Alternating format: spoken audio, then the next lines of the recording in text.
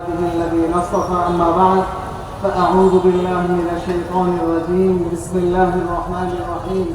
لقد كان لكم في رسول الله أسوة حسنة محترم মুআজ্জিজ হাজিরিন সময় অতি সংক্ষেপ কাজে আমি লম্বা কিছু বলতে চাই না আমি শুধু একটা কথা বলতে চাই আল্লাহর হাবিব মুহাম্মদুর রাসূলুল্লাহ সাল্লাল্লাহু আলাইহি ওয়াসাল্লাম আমাদের আদর্শ কিনা আল্লাহ তাআলা বলতেছেন তোমাদের জন্য উত্তম আদর্শ রয়েছে রাসূলুল্লাহ সাল্লাল্লাহু আলাইহি ওয়াসাল্লামের মধ্যে আল্লাহ রাসূল আদর্শ ছিলেন আল্লাহ রাসূল এমন আদর্শ ছিলেন যাদেরকে মেনে সেই জাহিলি যুগের মানুষগুলি স্বর্ণের মানুষে পরিণত হয়েছে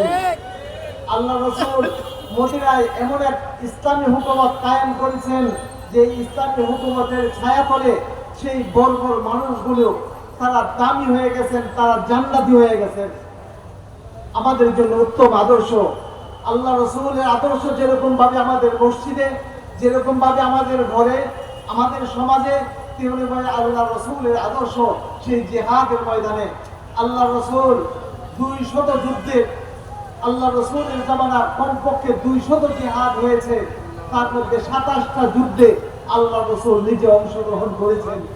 যেরকম ভাবে আল্লাহ রাসূল রাতে তাহাজ্জুদ গুজার আবার দিনের বেলা তিনি সেই এক যোদ্ধা